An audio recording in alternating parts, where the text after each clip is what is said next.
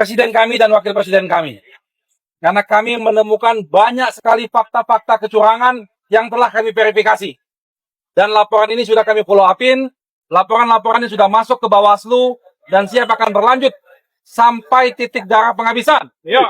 Kami akan melaporkan ini sesuai dengan prosedur hukum yang ada. Selanjutnya kami persilakan kepada Pak Anies dan Pak Muhaimin untuk menyampaikan. Oke. Terima kasih kepada tim hukum nasional, Pak Ari dan seluruh jajaran, terutama tim hukum daerah yang telah terus mengumpulkan fakta, data, potensi bagi persiapan terwujudnya pemilu yang jujur, adil. Dan insya Allah kami akan siap dengan seluruh proses yang berikutnya, di mana THN akan menyiapkan berbagai langkah-langkah hukum untuk memberikan kepastian bahwa pasangan Amin adalah pasangan yang memiliki kesiapan untuk masuk di putaran kedua. Amin. Ya, teman-teman sekalian, kami ingin garis bawahi.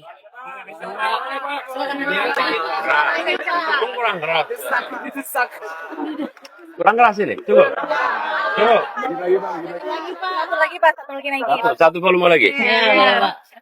Ini teman-teman, saya ingin tegaskan kepada semua bahwa pemilihan umum harus dijaga integritasnya.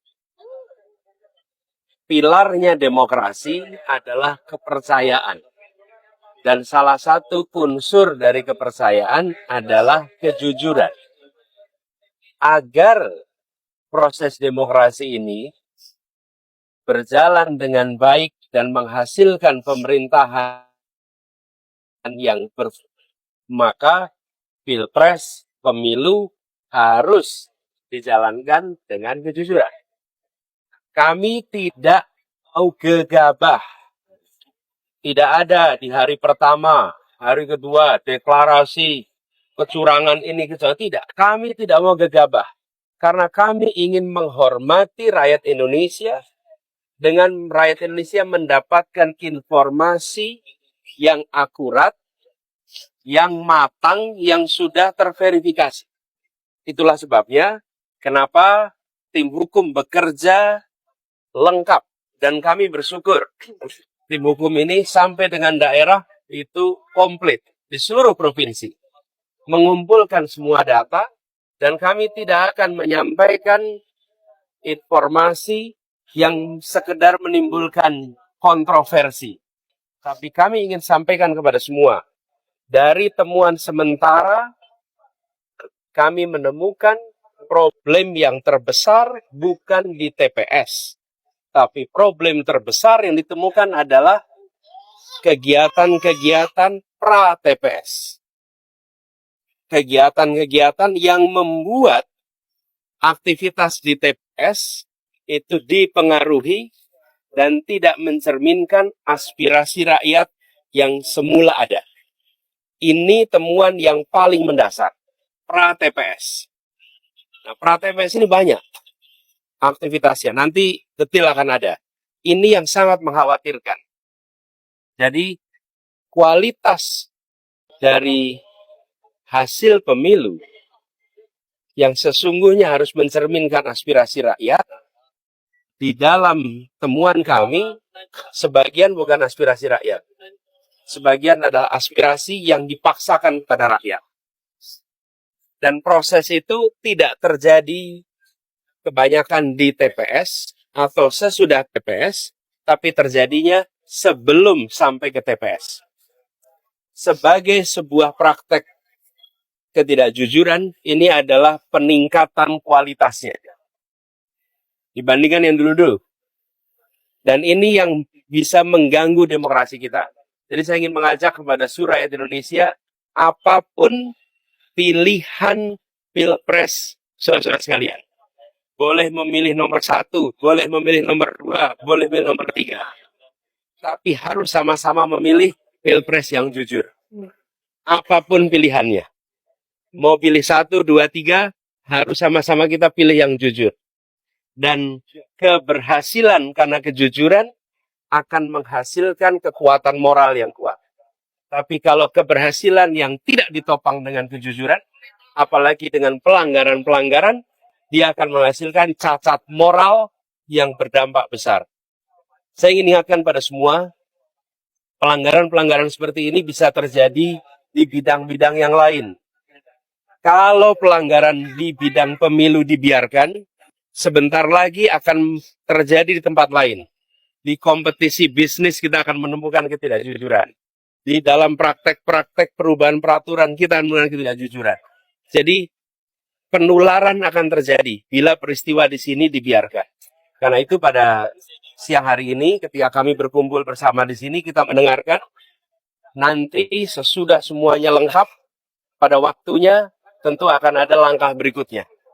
Tapi sekali lagi saya ingin saya sampaikan, kami tidak gegabah, kami tidak akan menyampaikan informasi sekedar membuat kontroversi, karena kami ingin menghadirkan hasil pemilu pilpres yang berkualitas, yang penuh dengan nilai kejujuran. Itu yang bisa saya sampaikan. Pak Anies, ini kan kepercayaan langkah konkretnya. Apakah sudah ada komunikasi juga dengan NO3? Jadi saya sampaikan tadi, kami tidak ingin separuh-separuh, biar tuntas semua. Sekarang proses pengumpulan sedang jalan terus. Pak Anies, ini kan kepercayaan publik terhadap KPU, Bawaslu dan juga MK ini mulai berkurang. Nantinya ketika masalah ini dibawa ke MK, seberapa yakin keputusan nantinya itu akan adil? Begitu Ya. Pak Anies? Kita tunggu nanti. Yang jelas bagi kami sekarang, kami ingin agar semua informasi yang terkumpul, terverifikasi, solid, dan kami minta kepada semua jajaran aparat kita, jangan ada yang mengintimidasi mereka-mereka yang mau bersaksi. Ya. Karena kita sudah menemukan di lapangan, mereka yang menemukan praktek-praktek penyimpangan, itu mengalami intimidasi, mengalami ketakutan, padahal ini negeri yang merdeka, jangan sampai itu terjadi. Masalah sipil Pak Anies ini kan salah satunya mungkin kalau misalkan pra TPS apakah terkait pelanggaran yang dilakukan tapi tidak ditindaklanjuti oleh Bawaslu, dan mungkin kalau misalkan dari Parpol sendiri, Gus dari PKB akankah mendorong untuk melakukan hak angket di DPR untuk panggilan ke KPU Bawaslu, itu seperti apa sih Gus? Karena Pak Ganjar juga mau dorong untuk hak angket kecurangan dibawa ke hak angket DPR. Gimana? Ya. Gini, ketika kita mendengar akan dilakukan, kami melihat itu ada inisiatif yang baik.